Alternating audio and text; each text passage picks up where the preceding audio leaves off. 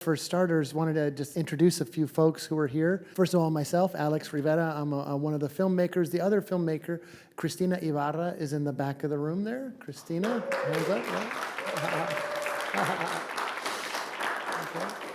And then we have Claudio Rojas. You want to come on up? Ven acá.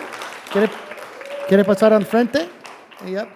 And then Marco Saavedra, one of the Infiltrators, is in the house right here. That's it. Yeah. But then, of course, we're here at the NYU Law School thanks to a few folks. One is Andrew Friedman in the Action Lab as a sponsor. And thank you for pulling this together kind of last minute. It was a bit of a kismet, I guess, as they say, of people being in town simultaneously. And so, Andrew, thank you for pulling this together. And, of course, Alina Das.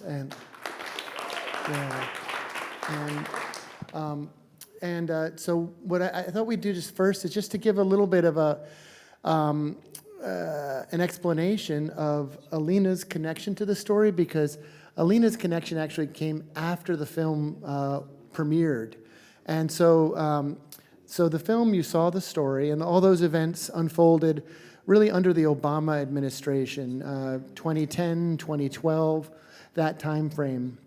It took us many years to figure out how to make the film, and we premiered it in 2019 at the Sundance Film Festival, now under the first Trump administration.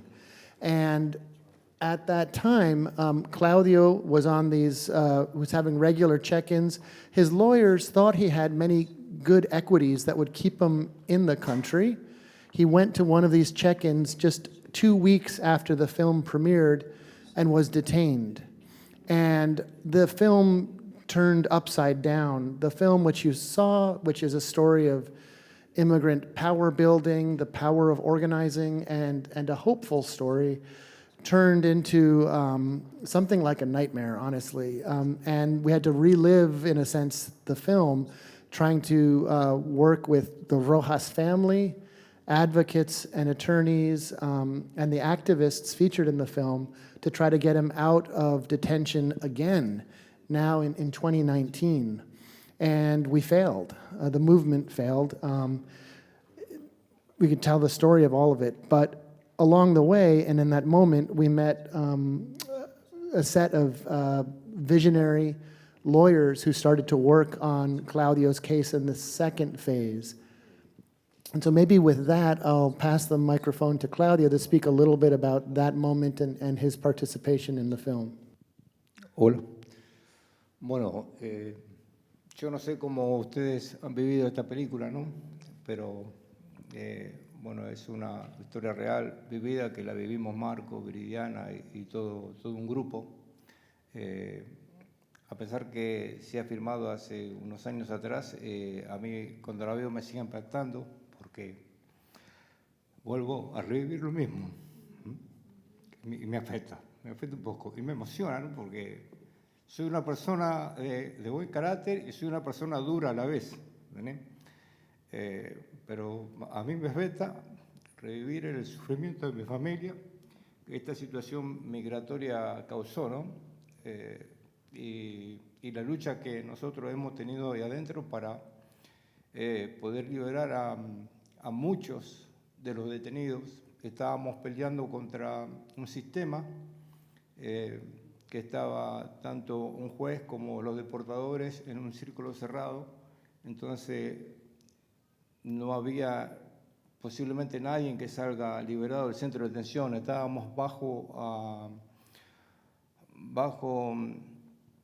a una administración Obama que estaba diciendo: vamos a deportar, vendría a ser como ahora, vamos a deportar a las personas que tengan riesgos criminales y no vamos a deportar a aquellas personas que no tengan riesgos criminales, que vienen a hacer un bien al país. Y bueno, Obama y Napolitano estaban diciendo lo mismo, y sin embargo en el centro de detención habían casi 700 personas que estaban siendo removidas sin tener ningún tipo de riesgo criminal, con familias, con hijos, y no había nadie que lo defienda porque el círculo era cerrado y solamente era un negocio, una cuota de cama que se cobraba por detenidos, y la militarización GIO era la que se beneficiaba en detener y remover gente. I Decía get que emotional. estábamos en un círculo cerrado donde muy pocos eran los que tenían una fianza. Entonces, esta organización de jóvenes, ¿no? Como los Freeman, Marcos, que se infiltró, empezaron a agarrar fuerza y bueno, empezaron a luchar contra un sistema que hasta a veces un detenido me dijo, vos estás loco lo que estás haciendo. Bueno, te das cuenta que estás luchando contra un sistema, estás luchando contra los Estados Unidos. Y en ese tiempo, cuando yo había juntado unas 100 firmas que habíamos sacado afuera, mi hijo empezó solo y a través de eso un joven fue liberado. Y yo le relaté una historia y le dije, un hombre salió a caminar al mar y vio muchas estrellas de mar que el mar la había arrojado afuera.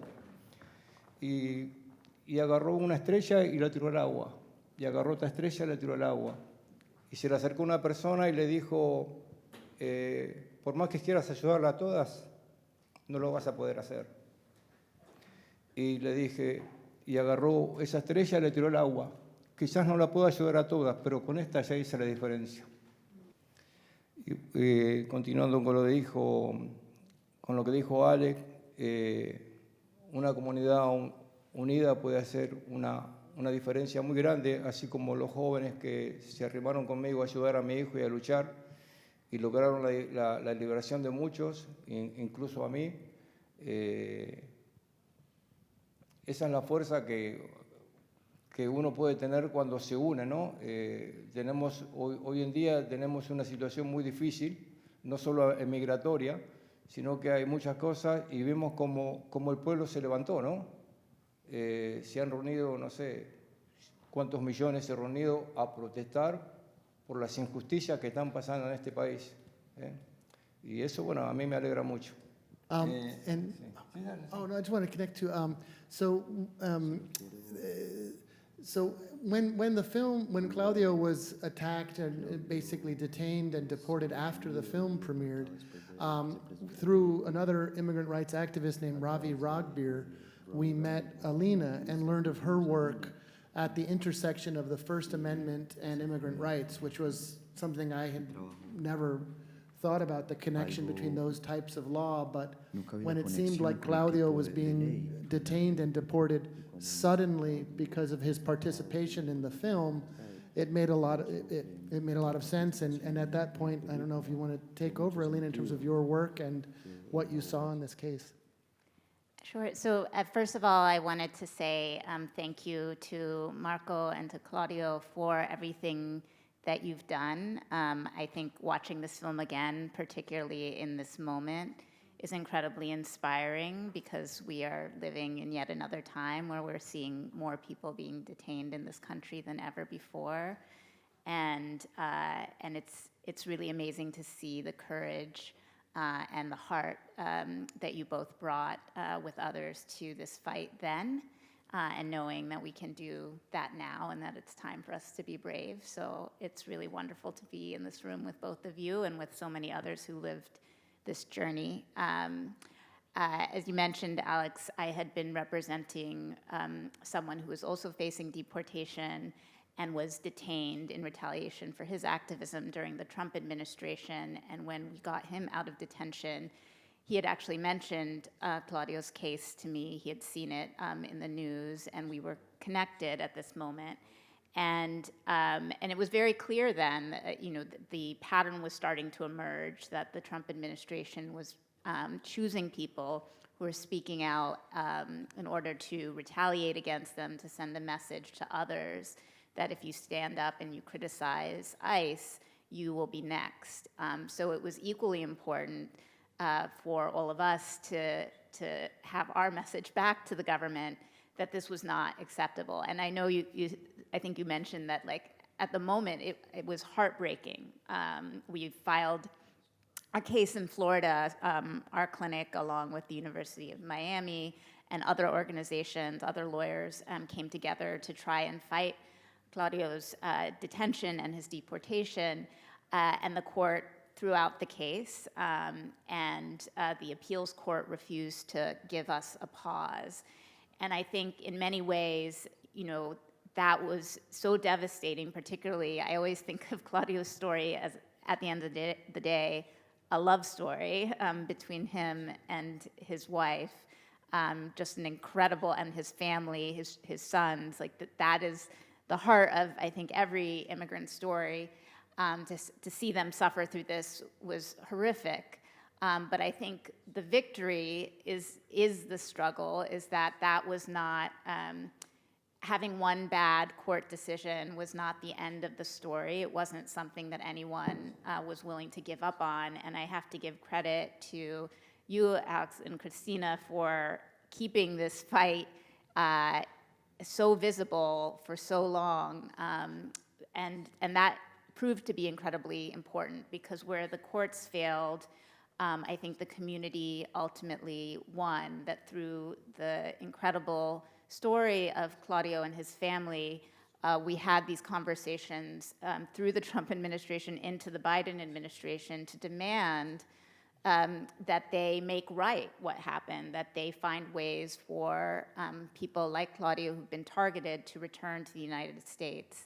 And so it was through many different avenues that we were finally able to get a literal opening in our borders to allow Claudio to come back. And I'm very happy to say that through incredible work from many lawyers who have been working on Claudio's case at NYU, we were very happy finally this year, just a few weeks ago, really, that Claudio was able to get his green card and adjust his status.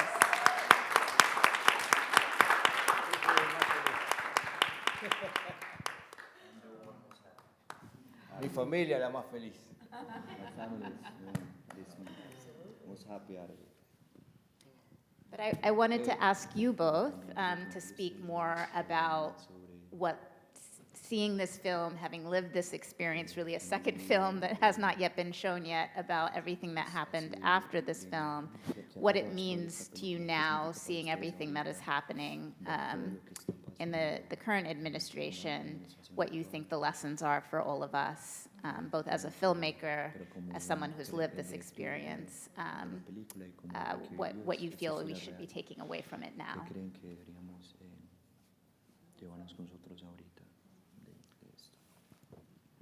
Bueno, yo soy un poco de extenderme con los relatos, ¿no? Porque yo iba a llegar a la parte de mi ángel, ¿no? Que el Señor me puso en el camino, y me largo mucho. Bueno, esta película me gustaría a mí que se siga difundiendo para inspirar a más gente que sigan luchando, ¿no? Que sigan luchando por sus casos, porque el sufrimiento que hay en la comunidad emigrante en este momento es muy grande.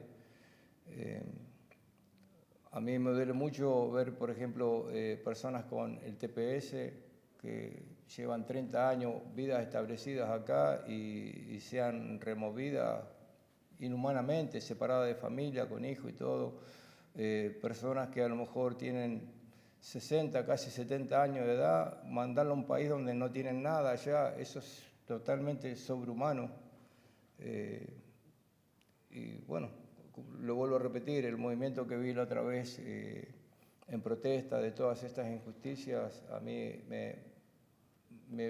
siempre lo dije, ¿no? A mí me gustaría que millones, dice que hay 11, 12 millones de inmigrantes, que se levanten esos 11, 12 millones de inmigrantes y salgan a la calle y den darle al gobierno una señal clara para que haga algo por esta situación, ¿no? Porque quizás dice, bueno, vamos a deportar a las personas que tienen un récord criminal, que vienen a hacer daño al país. Bueno, ok, perfecto. Pero ¿qué pasa con las personas que están deportando? ¿Qué pasa? Entonces vemos que esto es una situación a lo mejor política, ¿no? Porque estamos en los partidos. Yo me extiendo para muchas ramas, ¿no? Que están defendiendo sus partidos, ¿no? Que su partido quede lo mejor posible. Y mientras tanto hay gente que está sufriendo, siendo separada, ¿no? Y busquemos una solución a los inmigrantes. Vamos a ver cuántos son, 11 millones, vamos a buscarle un camino para poderle, personas que realmente saben. El caso mío es desde 2010 que lo tienen en la mano. ¿Por qué se extendieron al 2019 para deportarme diciendo que yo tenía riesgo criminal, mintiendo encima? Eso es algo muy injusto. Entonces, a mí me gustaría que abogadas así como Alina se levanten, ¿no?, a pelear y esto sea un referente, ¿no?, de lo que la población emigrante está sufriendo. And for me, I guess, you know, Yo creo que as a filmmaker, you know, who's been committed to trying to think about border stories and immigrant stories now for 30 years, you know, being close to this family and this story was something life-changing. To be close to a family going through a deportation step by step was like, it just illuminated the violence and the horror of the system when you see it operating on a family up close, day by day, minute by minute. And then to think about millions of people going through this is, the emotional weight of it all is stunning and horrific. I think in the future, at some date, we'll look back at this time period like we look at the medieval era or the Crusades, or a time period of irrational social violence without a purpose. To contest it, you know, we're so grateful to have folks like Alina and others who worked on the case and have found these kind of, you know, gateways to push for something like justice, and it's so important. At the same time, as a storyteller and an artist, I'm interested in a horizon sort of further out in terms of a world where none of this happens. You know, imagining a world where people can move freely and with dignity. And I feel like that has to be a North Star. And so some new films I'm working on are kind of oriented towards that. Yeah, but I don't know what to say. It's a privilege to be around these people. And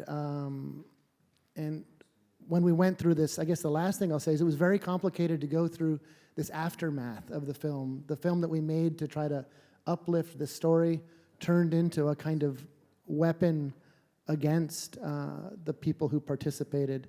And it caused, obviously, a lot of feelings for Christina and I, complicated feelings. But the only way I could resolve it is to say that this is a war. It's like a group of people that wants to hurt or eliminate another group of people. And with what we do with our life energy, we have to kind of pick a side, you know. And the side we've tried to pick is the side of justice and regular people. And in this case, this film was about a victory that then turned into a kind of nightmare, but then that led to a new constellation of allies and another moment of hope. And the battle's not over, right? It kind of goes back and forth, but yeah, I don't know what else to do but to be in it with you all. So that's it. But yeah. And I think, I'm sure we would love now to get some questions from the audience. And while you think of your questions, I just wanted to take this opportunity to put in a plug. For those of you who are based here in New York State, there is a coalition of people who are fighting to end New York State's involvement with ICE through a series of bills, including the Dignity Not Detention Coalition, which I invite you all to join. We are closer now than ever to get Governor Hochul to sign this bill. She's already signaled, surprisingly, her support for portions of it, and so we are in a very deep fight in Albany, and it is a time for people to mobilize, as well as for New York for All, which is really a way of trying to crush the pipeline of collaboration between state and federal government on immigration deportation. So we really encourage you to join, and feel free to reach out to me and others in this room who are so involved in these movements here in New York State. We're close, and I think if we put enough pressure, like we've been taught, we can cross the finish line. Pressure on Hochul specifically? On Hochul and other New York State legislatures. There debating a package right now. How far are they willing to go to protect immigrant New Yorkers? And we want them to go all the way. And so I think there's a real moment here that we can put pressure and see some results. So with that, I saw a question. I first want to say thank you. Thank you. Thank you. Thank you. In this climate of fear, where do you get that strength? If you're doing a sequel, are you not afraid? And Marco, the advocates, the dreamers, what you risked in this climate as well. What happened to you after the film came out? And, how do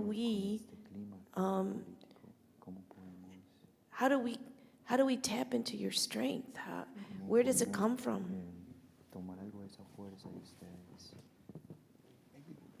Want Marco to answer a little bit, maybe? ¿O quiere usted primero, Claudio? Conteste, Marco. Thank you. Gracias a todo. I mean, they're not going to say it, but Claudio Rojas is the best immigration detention organizer in the world.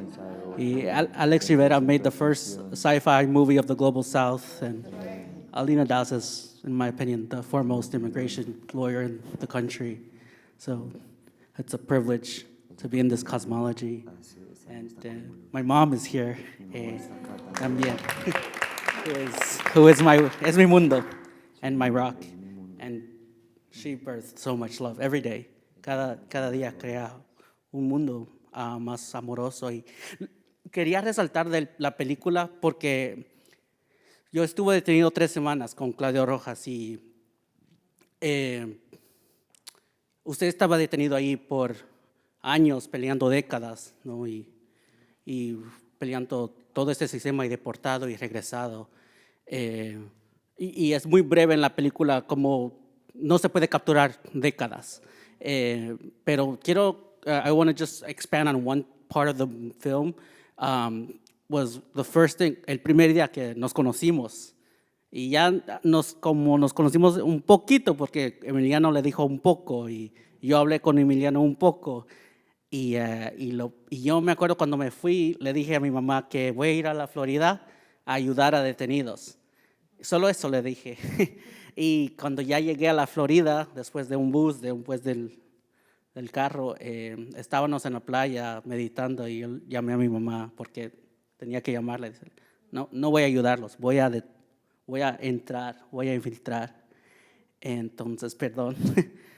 Pero cuando ya entré, te conocí, nos hablamos, lo primero que Claudio dice es, tengo que hablar con tu mamá. So the first thing that when Claudio met me, the first day, the first hour in detention, he says, I know who you are and I need to talk to your mom. After I left New York City saying that I was going to help detainees because my mom would have stopped me if I said I was going to turn myself in, and then telling her before I turned myself in that I was going to turn myself in, and Claudio knowing this, pero usted lo sabía como padre. So because you had been detained with Emiliano, porque estuvo detenido con Emiliano, y Liliana que está aquí, Cristina que está aquí, saben como as guardians, as mothers, as parents. Y ahora que tengo a mi sobrina, ahora pienso que no lo haría ahora. And I think now that but still we have to continue. We have to build this new reality. So to me, it's we talk about intergenerational wealth, and I kind of hate that term because it just, to me, I read it as your family-owned slaves or exploited labor at some point in the food chain. But there's also intergenerational trauma, right? But there's also intergenerational love. But there's also intergenerational resilience and resistance and birthing movements and worlds because we come from fathers and mothers. And perdón, es que es mucho, it's a lot, y Claudio ya sabe que hablamos mucho because we organize a lot. Pero it's Good Friday, it's Viernes Santo, and so I just, one thing, and I'm sorry, it's just a meditation, is that Christ is on the cross because as a political prisoner being murdered by empire. Y en la cruz, Jesús dice a Juan, el discípulo que más ama, he aquí tu madre. So Christ on the cross being executed by empire, turns to John, his beloved disciple, and says, "This is Mary, and this is your mother." And he tells Mary, "This is your son." And so what I'm saying, not as a Christian, but as a person, is that we choose family. We can choose. Usted en detención dijo, "Este es Marco, no es mi hijo, pero es un hijo, y tengo que hablar con su madre." So that's my meditation. Sorry. Gracias. Claudio, a usted, a Alex, a Alina. Hola, hola. Bueno, efectivamente es como dice Marco, ¿no? Que cuando Marco llegó al centro de detención, yo anteriormente estuve detenido con mi hijo y fue muy doloroso estar detenido en un centro de detención con su propio hijo, ¿no? Que el padre que lo tiene que cuidar, el padre eso, y su padre está detenido junto con él. Yeah, as Marco is saying, I was being detained with my own son, and it's difficult. Y cuando Marco llegó al centro de detención, fue como revivir la historia de mi hijo. Entonces Marco pasa a ser mi hijo. Yo lo tenía que cuidar a Marco porque yo sabía que Marco había ido a un centro de detención sin la aprobación de la madre, ¿no? Y sin la madre saber. Entonces yo me hice responsable de Marco y lo primero que era tener que cuidarlo. Y bueno, y yo creo que la fuerza, ¿no? La fuerza que te da a través del sufrimiento, ¿no? Te da para hacer lo que uno hace, ¿no? Es primero impotencia, ¿no? Es la impotencia que te da de ver tanta injusticia y tanto sufrimiento, especialmente el sufrimiento cuando lo experimenta uno mismo con su familia, ¿no? El sufrimiento que causa esta situación a la esposa, a los hijos, a la familia completa. Y eso lo veía todos los días en el centro de detención. Y para mí lo que te da fuerza es el amor a la familia y el amor al prójimo, ¿no? Porque uno está viendo que el prójimo, el que está al lado, está pasando lo mismo que está pasando y no lo puede ayudar más que darle una palabra. Es gracioso ver cómo una persona que está atravesando lo mismo tiene la fortaleza de darle una palabra a la otra persona que está pasando lo mismo. Eso es gracioso, pero es reconfortante.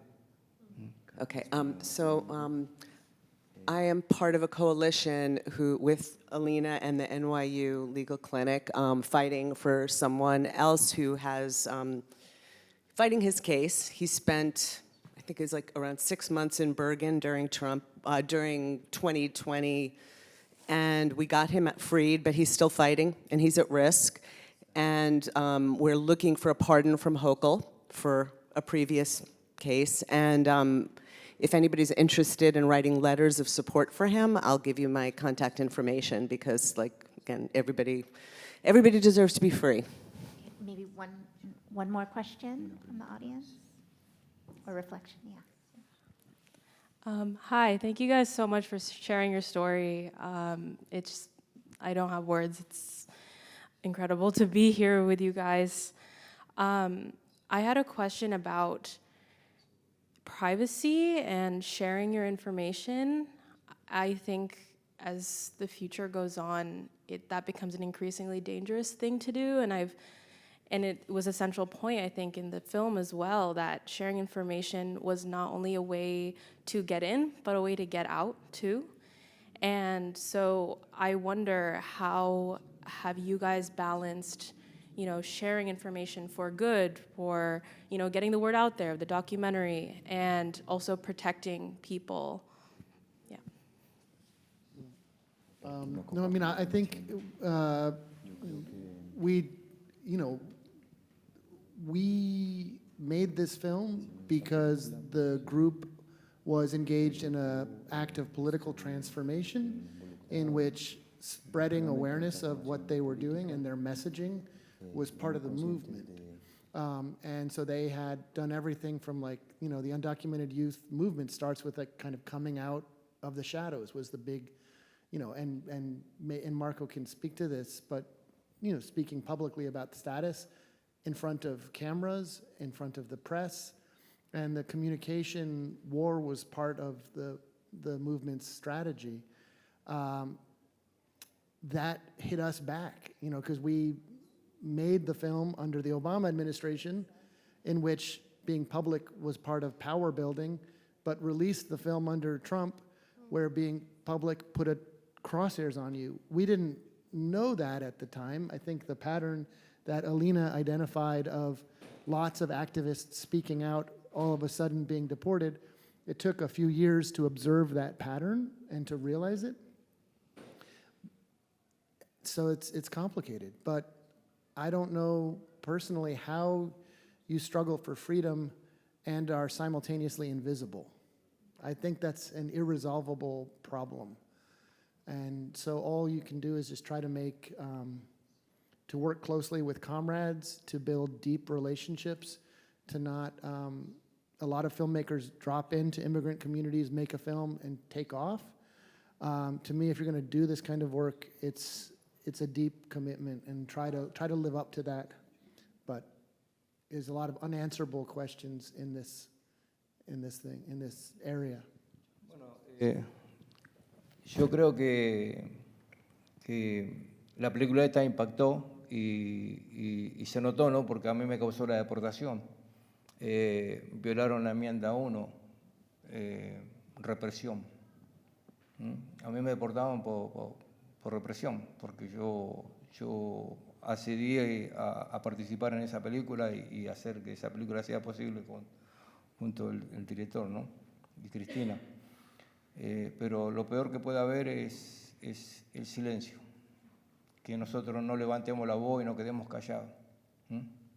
Eso yo pienso que es peor a representar esta lucha, que podemos llegar a motivar a más personas a que también se metan en la lucha, y como vos lo decís, en la unión, en la fuerza, ya dejamos a que se frenen en cosas, porque nosotros lo vivimos. Yo estuve en un centro de detención donde se generó esa lucha y Marco ya había salido, pero yo estaba encerrado en un lugar donde venían los deportadores y hablaban entre ellos, y lo peor que ellos decían era que la cosa estaba fea y que tenían miedo que el centro de detención se cierre, que no sabían hasta dónde iban a llegar, para que vean el impacto que estaba haciendo la lucha que estaban haciendo estos jóvenes Dreamers, moviendo los políticos, moviendo todo. Entonces eso impactaba.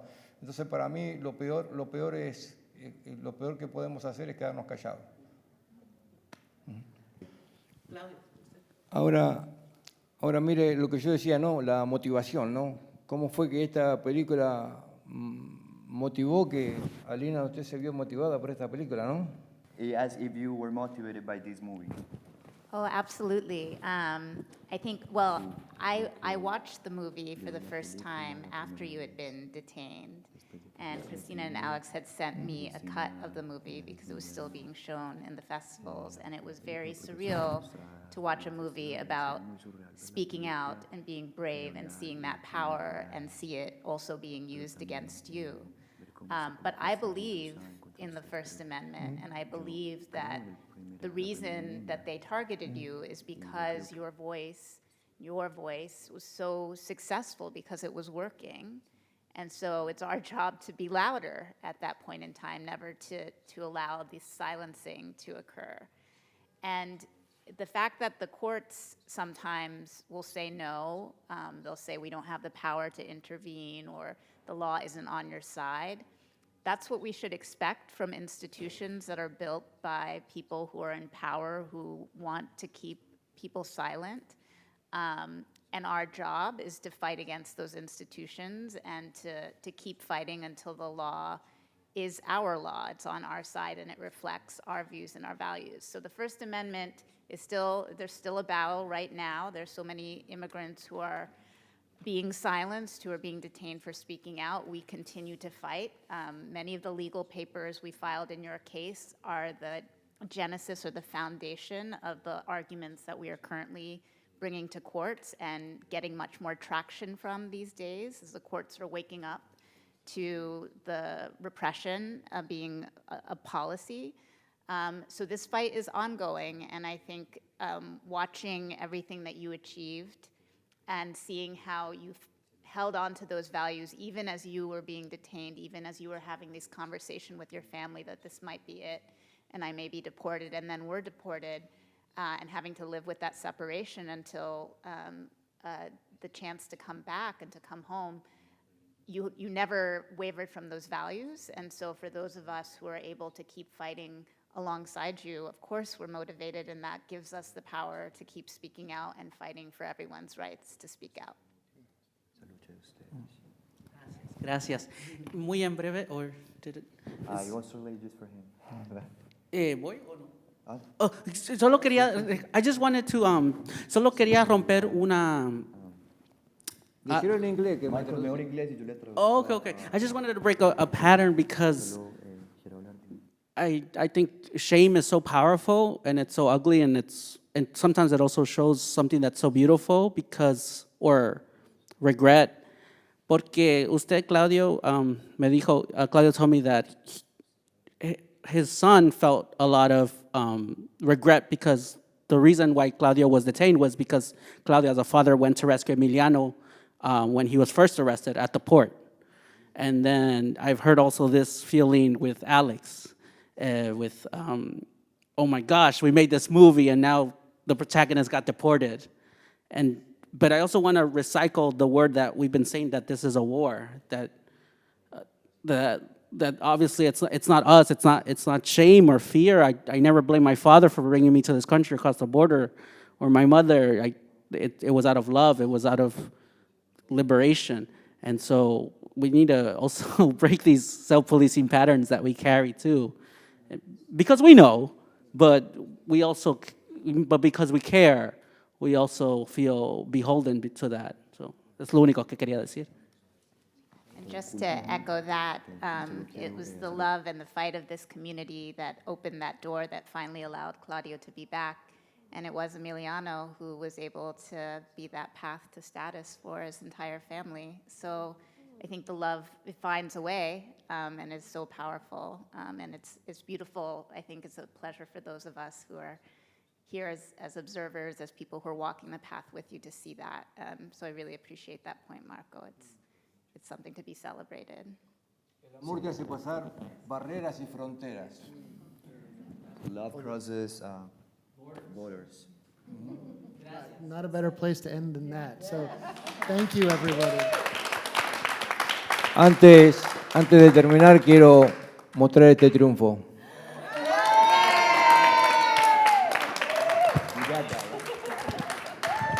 A mi ángel, que me la mandó el Señor, así como los Dreamers, que también fueron mi ángel, el Señor levantó un ejército a mi favor y este es el resultado. Bien.